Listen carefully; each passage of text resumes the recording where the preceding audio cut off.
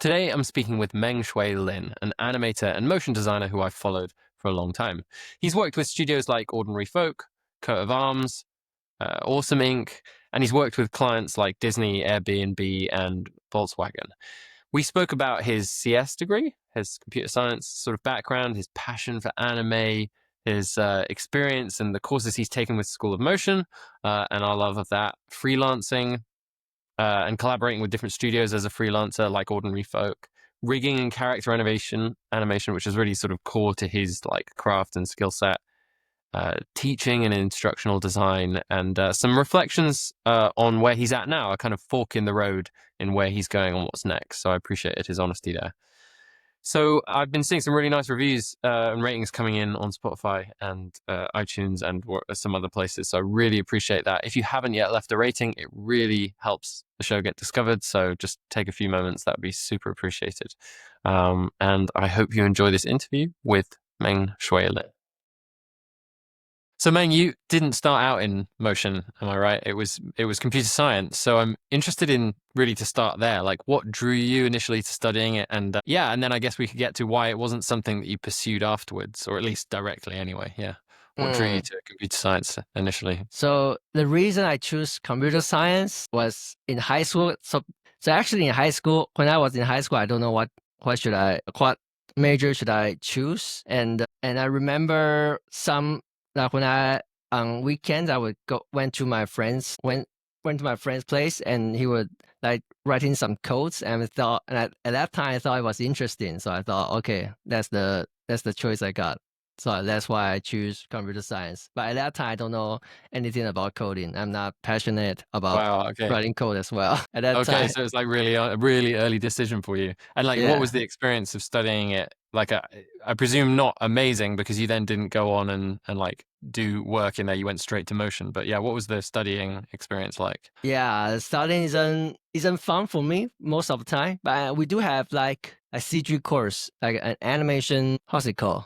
A computer animation. So yeah, I remember that there's a course, and we have to write codes for IK. What's it called? Inverse kinematics. You know, when you're doing character animation, and you have to rig it.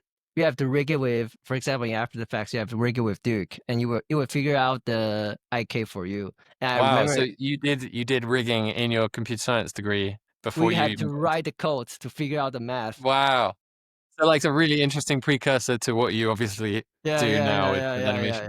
That's and we cool. do some like particle simulation animation. We have to write the codes for that. So in amongst the course where it was kind of like a lot of it was not to your interest, were those like these peak moments where you were like, wow, this is great, I like this? Yeah. It is great. Like, it seems interesting to me Right, at that point. at least. But it's not that trigger. The one thing that trigger is there were a project, and we have to present. There's a final project for a class, and the way we present it is we did a video, and at that time I found After Effects, and I like found the tutorials by Andrew Kramer, and it was that time I found it. Oh, this is pretty interesting when you are like moving things and moving cameras around After Effects. So what were the tutorials that you were watching from Andrew Kramer that piqued your interest? The very, very old one.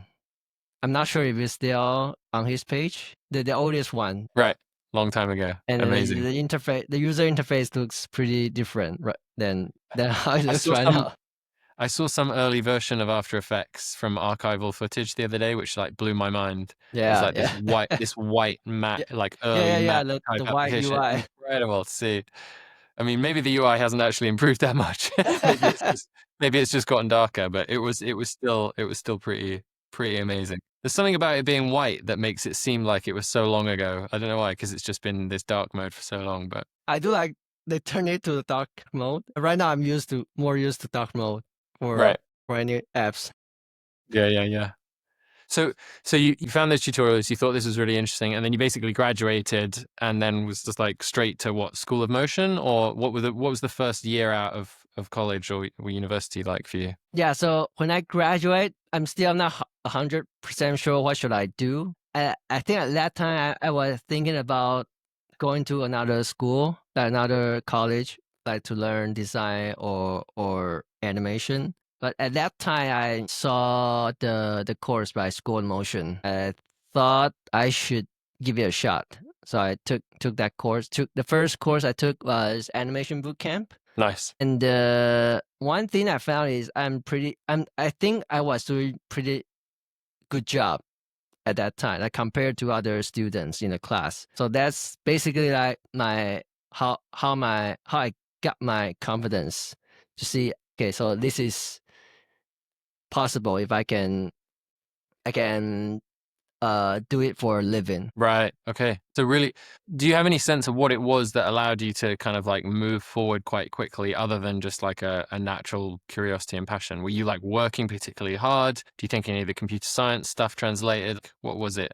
So yeah, the knowledge of computer science didn't convert a lot for me. Well, yeah, and maybe not directly, but do you think there was any kind of aspect of the studies that you went through, like the rigor, the logical thinking, the structure, the kind of that helped? I think it's because I am an anime fan and I watch a lot of cartoons when I was a kid. I think that's like I have It's that kind of in your bones, right? I Like, got that sense. I built that sense when I was younger. I think that's because so I can see so that I think that's where my tastes come from. So like in the class, I can see there's something wrong in my animation or in other students' animation, and maybe they can not tell very yeah, because like maybe the principles inside of animation bootcamp are like, for a beginner somewhat tricky, but after a while, like they're pretty straightforward for people. It's really, as you mentioned, that taste thing, and like yeah it's like if you're not seeing it, you can't act on it. It's not yeah about like exactly learning new things. It's about actually like having an awareness to it. And yeah, I can totally imagine there is just such richness in animation, in anime, obviously. And if you've been watching that for years, it would be like deeply in you. exactly. Interesting. Can you say that Were again? you aware that at the time your ability to move quicker than other students was due to the fact that you'd watched anime, or did you only realize that later on reflection? I think I realized at that time, and Uh-huh. also I like focus on the class. Like so at that time, I don't have any full time job, so I'm just learning it without any freelancing or anything else.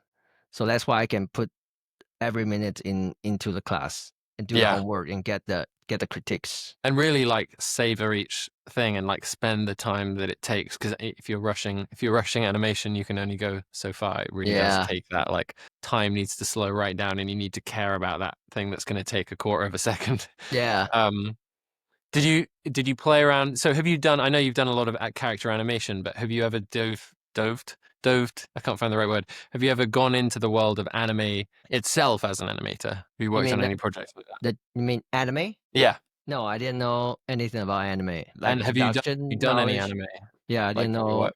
I didn't know anything like technicals. I don't know anything about the technical side about it Right. at that time. But what about now? Like, would you ever do it? Would you ever want to like work on an anime film? Probably not because I don't draw. I Okay. don't like it needs a lot of drawing Uh-huh. skills. I'm not good at it. Right. Yeah, I don't know much at all about anime. So is that still the primary way of like? Yeah, so if you want to do, I think you either have to really good at drawing, be an animator, or do the compositing. Right. Interesting. And I'm not that interested in compositing at the moment. So right now, I don't consider myself like working in the anime industry. I'm more like I enjoy consuming the content as an audience. Yeah. So that was the boot camp was the first one, and then I think I know that you've taken a lot of the other ones, right? Yeah, What other courses did you take, and did you take them straight away? yeah. So the first one is animation bootcamp, and I know I need to learn design as well. So I took design bootcamp for the next one, and then I took character animation bootcamp. That's the first three courses I took before I And then at get what point did you land your first gig? Was it at Finger and Toe, right? yeah.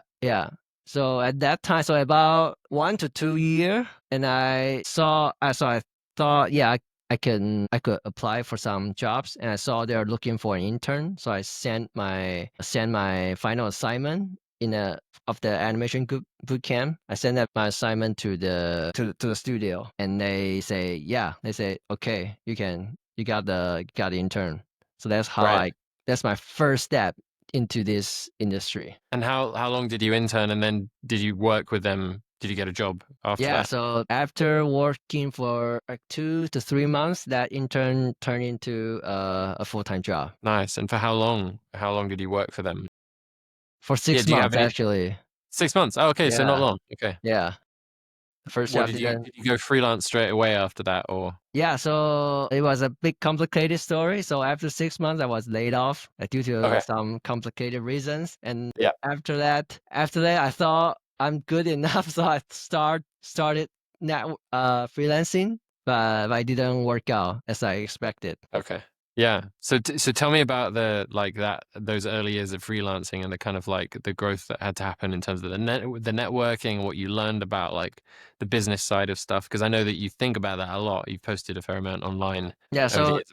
that was my first time networking. So at that time, I read Joyce Freelance Manifesto. Yeah, I read that book. I thought I was very well prepared, but actually at that time, I didn't have any clients, and I didn't know much about business. So that the first 3 years was actually pretty harsh for me.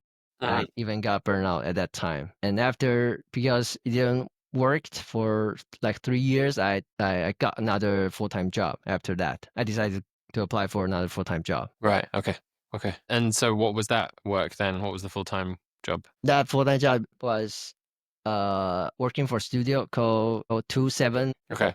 Nice. Great. So yeah, I want to ask a little bit about the studio partnerships that you've worked with over the years, because since then you have worked with some really great collaborators, and you worked on some big projects, including like Ordinary Folk and things like that. What are some of the like favorite collaborations you've had, either in terms of projects or people to work with? Because yeah, I'm just interested in that role as a freelancer of like going into a company, working for a while and coming out, and what your experience has been. Yeah, so I think I like working in a team. Like working with other designers and great directors, so I can like really focus on my stuff. I found myself that I like to focus on one thing. So probably like being a producer is not a good fit for me because you have to focus on you have to like juggle a lot of things at the same time. So Mhm. that's why I like working with a studio. They will handle the client stuff and other stuff that I'm not good at, like design or like storyboarding, other stuff. So it's like working on one particular, you like going deep and just doing deep work on one particular like aspect of what you Yes, do, like rigging correct, and things like that. correct. So actually, Greg Stewart from Ordinary Folk was on a while ago on the podcast. I know you guys know each other. What was the projects that you've worked on with them, and like what was it like working with them at Ordinary Folk? What did you do? So the project was like explainer video for Twilio. Oh yeah, And yeah. But at that I worked with the team, but at that time Greg wasn't on that project. right, So okay. I was working with other team members at that time. And how did they decide? Like, why do they decide to bring in? Is it just like a bandwidth thing? Like they need more people to do something in a certain amount of time? Why do you get brought in if they already have like people who can do it in house? That's a good question. Actually, I still don't know the answer right now, but I do know. So there was a connection. So that's another story. So years ago, I took another school of motion courses. It's called Advanced Motion Method. Yeah, Advanced Motion Method. And Greg Stewart was my teaching assistant at that time. So Nice. that's how we knew each other at that time. And years later, I don't know why like he somehow remember my name, and I probably sent my name to the producer. So the producer came to me and asked if I was available. Right. And like, because I've never done a project like this where I come in and work on like a small section of a large piece where there are different animators working on it.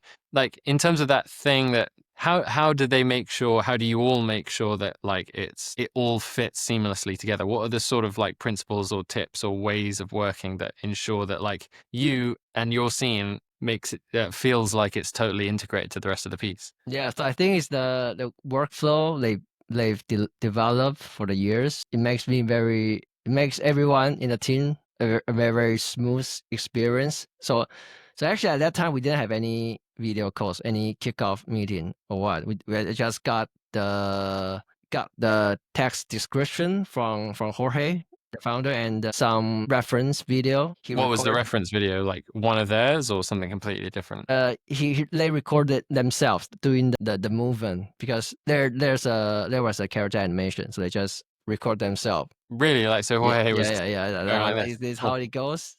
So only the text and the video, Okay, and cool.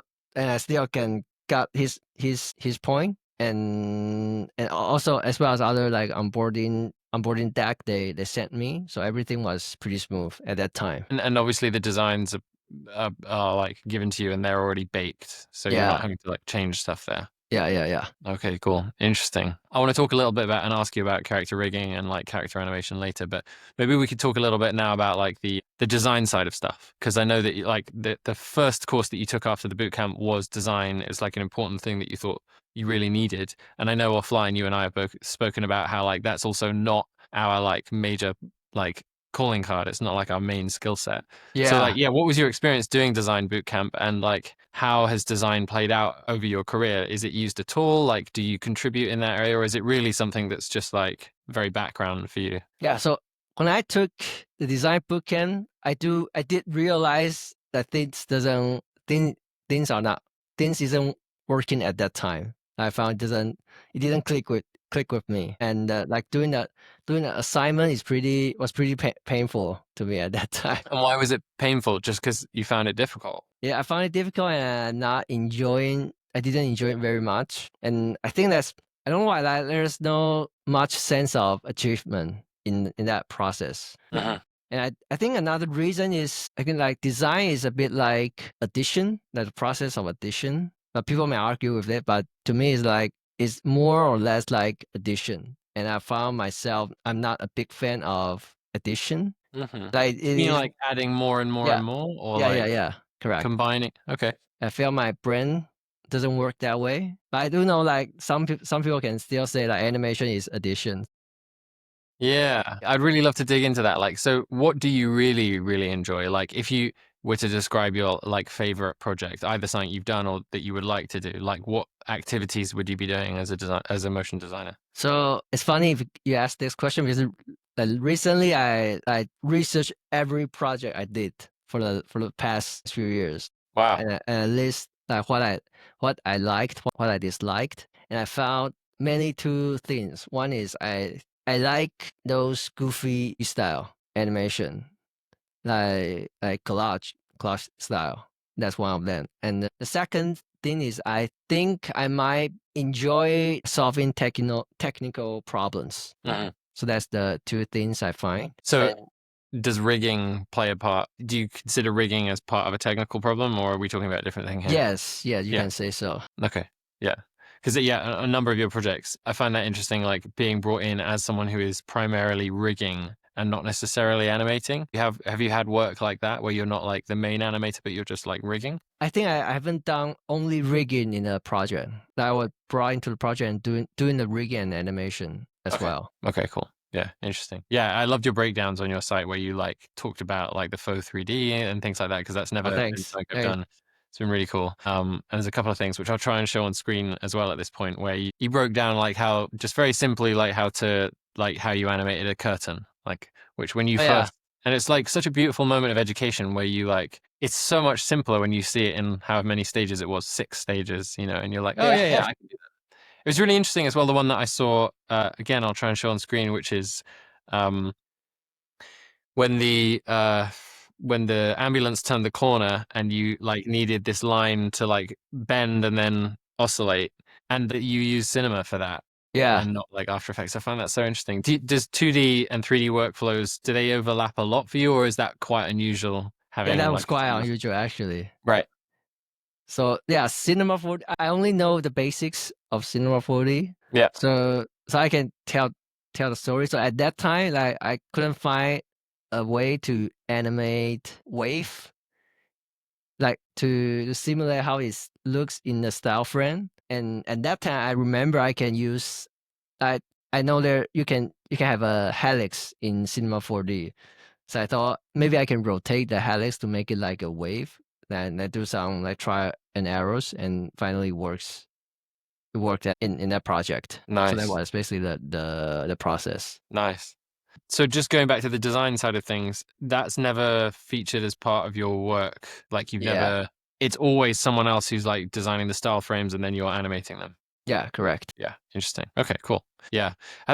Do you see, or are you like thinking about any ways that like that might be able to change in future as you get more like assistance from AI or generative stuff, or not really? I don't have a good answer right now. Yeah. So I do realize I do find myself like not using AI Not because using it. not using for like concept and designs because that's because I'm not doing concept design Yeah. in my daily work Yeah. right now. Are there any particular styles or artists or art directors that you've worked with where you really, really love the style, or are you pretty like neutral about different styles that you work in? So yeah, I like as I said, I like collage style. So I love the work by Ariel Costa and like Doc Albert. I love Mhm. this like there's this work is just so cute. I love it so much. Nice. So I think I love these two things, like goofy stuff and like cute, lovely stuff. Yeah, nice. Great. Cool. So yeah, maybe you could talk a little bit about character animation. Like you've got this huge like background of having watched a ton of anime and it comes naturally to you in terms of what you can see, but for someone who's never done character animation, maybe you can kind of talk a little bit about what you've learned over the years about some of the best ways to do it, whether it's the tools, do it or whatever, and some of the workflows that have really helped you. So basically, I learned most of the things in the course in the school motion course. I think it's very very well designed, Yeah, and what the course, yeah. the instructor was Morgan William. I think he's very good at teaching character animation. Mhm. And just for context, of I'm only good at like I don't know how to call it, like rigged character animation, the common character animation you see in After Effects. So I'm not good at like some would combine with Cell and make it really dynamic, but I'm not good at. For example, like when he turns his head, rotates his head, I'm not good at that Right. actually. So I'm more like good at those rigged standard After Effects character animation. Right. Okay, cool. So we've covered, like, we've spoken a little bit about rigging and we touched a little bit on cinema. Presumably, you're not doing any kind of like character animation in 3D or anything like that. It's all 2D. Is that right? Correct. Does cinema like appeal to you at all, like doing 3D work more generally, or are you happy with where you're at with the 2D workflows? I do.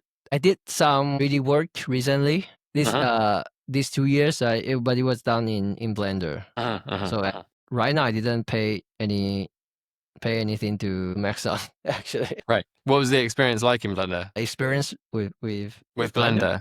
Did you Yeah, enjoy it? it's very cool, very good, and yeah, you don't have to pay. That's the awesome thing. Do you see yourself working in there a bit more? Sorry, Do you see yourself working and using it more in future? I'm not sure actually. I do like when I have need, I can just hop on it very fast. I like it.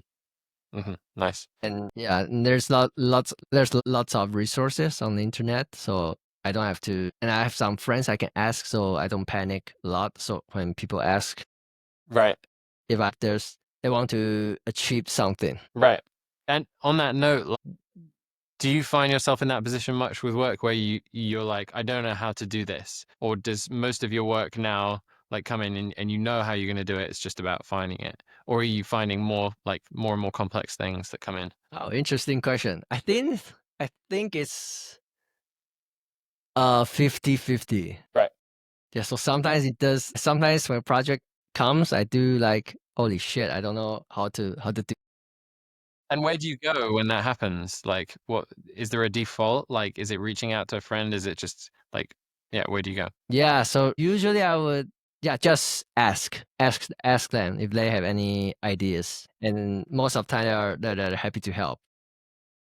So is that like forum or a community forum or a Discord, or is it just like a small closed group of animation friends that you have? So ask, I mean, like the director or Okay, the team. Ask the team, nice. Okay, yeah, that makes sense. Cool. or yeah, and ask my What's one of the hardest projects you've ever worked on technically? the Twitter the ordinary folks one. That was the hardest Why was that so hard? because I felt so stressful at that time. Not gonna lie. So because because I don't want to drop my ball, Yeah. drop the ball, and actually I didn't like sleep well, and eat well when before the project starts. But you nailed it, right? It was all good. Yeah, it's because but that so I would clarify that they are the nicest people on earth, the But team. yeah, So they didn't. It's the pressure came from myself. yeah. I get it. I was speaking to a friend the other day, and they were like, "Yeah, sorry, I can't talk for a couple of weeks. I've just got the best gig I could possibly get, and I can't drop the ball on it." There's something about that for motion designers. Is like I don't know whether you find this like how. I continually find at work with big projects, like I really struggle to like estimate how long something's going to take. Mm. How do you find that? Like, and how does it work when you go in one of these big animation projects? Do they say, we think it's going to take you a week? Do we think it's going to take two? Or like, is it more, yeah, what happens there? Actually, I still find it very hard Yeah. right now. I still struggle with it actually. So for me, I just have to like keep having conversation with them. So I would say clarify that. So this is my guess, and if anything's go wrong, I will keep you posted as soon as possible. So that's my workaround right now. Do you ever work on any projects where the deadline is incredibly tight and you have to get it done by this point? Yeah, yeah. When I Yeah. was working in studio, that happens a Right. lot. So I have to work overtime. Yeah. Is that the only way that you solved it? Or did you ever just say, hey, look, we need to de-scope this certain bit, make it simpler, deliver something that's less good? Or is it always just like overtime? Most I'm working with studios most of the time, so based on that, we have to like make it work, and to make it work, we usually have to like sacrifice our time. That's my experience and opinion. Yeah.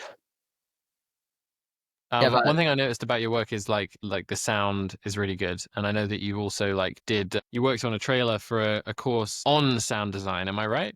Like, there's a kind of interesting. yeah. What was first of all, what was that school or that training that you did the trailer for? Like, because obviously The I school is couldn't. called Mengh-Hsueh, Uh-huh. and it's a Taiwanese online course platform. Okay, and the course was all about like sound design for motion. Was that right? Yes, correct. Yeah, nice. Did you take that course or or just work on the trailer? Yeah, I took some lessons in that course, but I'm just like skimming around. I'm not Yeah. because I don't know much about sound design. Right. So when we hear sound in the things that you've worked on, has that been something that you've done or someone else has done? Yeah, someone else. So it was Okay. done by other sound studio. How do Sound you call designers, that? yeah, sound studios, yeah. Okay.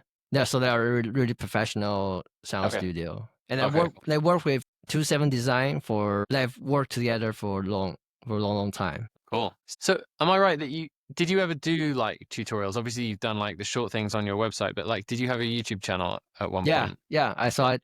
Yeah, I have a YouTube channel, but it's in Chinese, It's in and Chinese. Okay, that's why I haven't yeah, found it. Okay, right. I upload I uploaded three. Sorry for my phone. I uploaded three videos, three tutorials, and each was about 30 seconds. Okay. And it was about teaching animation principles in After Effects. Nice. Okay, cool. Do you see yourself returning to that and like teaching more? Is that something that you're interested in, or is it more the actual like creation side of stuff? I don't think so. So that was more like I like to confirm if that's my passion that at that time, but it doesn't click with me actually. So that's why I didn't put more efforts into it. Into the like the tutorial creation Yeah, stuff or the yeah. teaching, or what was it that didn't click with you? Because I know you appreciate good teaching, but was it the fact that you had to do it? Yeah, that's a good question. So I like to think like if I were the instructor and how would I teach it or design the course, but I found myself when I'm teaching it myself, it's pretty painful for me. Hmm. I pushing the buttons and tell you what's the first step, what's the next step, that and recording it myself, it was pretty painful. Yeah, it can be like as an instructor, it can be really frustrating. Like I found that getting your systems down, just getting like the ability to record and produce something really quite quickly without having to like think Yeah. about screencasting and moving a file there and editing and stuff like that, is pretty good. But yeah, the thing I find that always helps me is like after 10, like most of my tutorials start by like recording for 10 minutes and then just like throwing that away and then starting again. Like, Oh yeah, I need I had the in same that first experience. 10 minutes, it is so painful. It's like really awkward. You're like, "Hello, camera. How are you?" It feels really awkward. But then you kind of get into it. Yeah, So no, I really super empathize. relatable actually. What's that? I said super relatable to me. Yeah. Yeah, absolutely. It is so weird. Like I find sometimes my job as like a teacher, like online, it's just like a very odd thing. Speaking to a camera, imagining like the average or like the best of the people on the other side of it, like and trying to tailor what you're doing to that. It's very abstract in some ways, but it's a strange thing. Wait, you still feel uncomfortable right now when you're recording Right now yourself? here with you. I mean, when you're doing tutorials or Yeah, I mean, like I say, the first 10 minutes is always a bit weird because, like, maybe okay. you've had a long weekend or you've been on holiday or whatever, or you haven't been recording videos for a few days and then you get back and you're like, you start recording and you think it's going to be fine and you go and you start, like, it feels weird, you know? But no, I think, like, for me, like, the reason I love it so much is because weirdly, like, speaking out loud is about complex topics and outlining them and trying to teach them well is how I learn them really well. I know Yeah, that that's the yeah. thing that often people say is like, if you can teach something, you know it really deeply. And I think that's true for some and it's not true for others. Clearly it's not necessarily true for people who like yourself, who like you don't really like the process of teaching, but you're clearly very, very good at what you do. You don't need to teach to do what you do. But for some people, I Mm, think for me, I'm one of them. There is a that's very true for lots of things. Like interesting. I need to be able to like get my head into it enough so that I can explain it. And once I can explain it, I can kind of let go of it and then just do it naturally without thinking. So it's a weird process. So it means that my work is really quite good because I'm continually on that threshold of like learning something and passing it on, which is great. Yeah, actually, I have some experience. I have some same experience. Like when I'm recording myself, when I'm doing those tutorials, Yeah. I find I have to relearn something. So there's something I found myself I'm not like, I didn't 100% get it. So I have to do more But are research. you relearning it because you can't actually do it or because it's hard to explain? Because I think It's those hard are to two. explain. Yeah. But you Like could making it, still deliver a work doing the thing without having to explain it, right? yeah. Because It's when more when I'm uncon when I'm doing the work, it's probably because like is I'm working subconsciously. Is that the right word? Yeah, totally, Yeah, that I exactly. can do it without thinking, but when I'm teaching somebody, I have to like make it a process so that people can follow it. And I find myself I didn't make it a process. And making a process is really a good chance for me to relearn everything. Yeah. Do you think it improves your craft when Yeah, you've yeah, Yeah, yeah. yeah. Interesting. For example, so there's a video I'm teaching about overshoot, Mhm. how to set those keyframes, and there was a period like years ago when I was working on a project, and I think at that time I haven't touched After Effects for a month. And when I'm working on that project, I found myself I don't know how to. And when I was doing an overshoot, it just didn't look right. And I don't know why. So years later, when I'm looking back at that time, it's probably because I don't have a clear process. So that's why I struggled at that time. And right now, because I'm teaching that, I know what's the steps for making for keyframing like overshoot animation. So I think we've touched on most of the tools, but I know you've dabbled or you use Rive quite a lot. Is that right? I don't use Rive quite a lot. It's more like Okay. experiment. Yeah. Do you So see we yourself play. like using that a bit more? Actually no. No. But yeah, yeah. So I was experimenting with Rive last year, and still I didn't find it like click with me. Interesting. I would have thought that it would like being very like rigging oriented, that it would feel Yeah, like yeah. It very bugs me. natural extension or like development of that, but no. Interesting. It bugs me, and I hate it. So usually I would hate to say that. And when people are like, cheering for the new features or what they are paying with Rive, and I found myself I'm not enjoying it a lot, that kind of bugs me, to be honest. Right. Okay. So you've been doing animation for 8 years now. Is that right? Yeah, yeah, Yeah. correct. Like, I'm interested, like, where you feel like you're going with it. Maybe you're someone who just like, one foot in front of the other, just see where life leads you, or whether you have kind of particular goals about where you're going over the next few years. Right now, I don't have any. My ultimate goal is to find my passion. So right now, actually, I still don't know what my passion is. Although I think still like animation, but I still don't know how can I make it make be an expert in animation, in like working with clients and providing animation service. I still haven't figured it out. Is it like a fulfillment thing? Is it like how much you? So like I was reading this book the other day, and they put work into these three categories. They said they called it drudgery, like boring, Huh? and then calling. And I really like those three. It was like, when you first graduate, maybe you have to, like my first job when I first graduated, I had no idea how to get any work in anything. And I did some kitchen portering stuff and like some assistant stuff and some like reception stuff. That for me was drudgery, and no judgment on those careers. It's just like for me, it didn't think. And now I would say I'm like in my craft, like I'm doing stuff which is great. But I think far down the line, I'll be doing something with people and coaching and like human development and things like that. And that will probably be my calling. Would you say that you're kind of like in craft and you're trying to find calling? Or is Yes, it more that, correct. yeah. And do you think that that calling will be in the world of animation and motion and design, or do you think it lies outside of it? I'm not 100% sure, Sure. to be honest. That's probably okay. I'm the same here.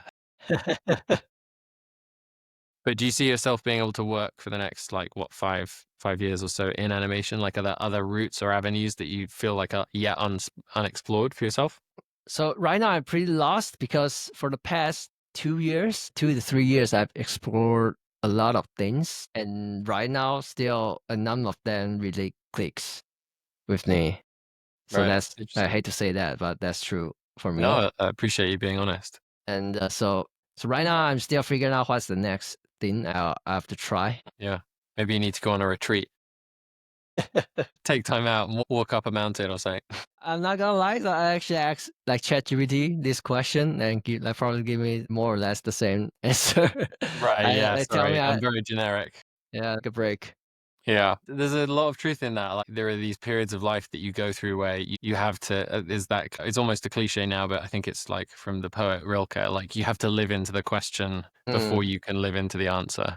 yeah. And sometimes we like just spend time like avoiding being in the question because it's like scary. Like maybe it's a transitionary phase. 8 years is like they say like every 7 years you go through a kind of like a big transition. So you've been doing this for 8 years, so maybe it's the right time. And oh yeah, by the way, so I listened to your podcast with Greg, so I'm really glad that Greg find his things, and right now Yeah. in a very good position. Like his work and his values, like they're combined together. Happy for that. Yeah. That was pretty special. So yeah, well, I hope you find something like that in or out of animation. But Mm, thanks. yeah. Well, thanks so much for chatting with me. I really appreciate it, dude. And Yeah, you're catch up welcome. Yeah, again thanks soon. for having me.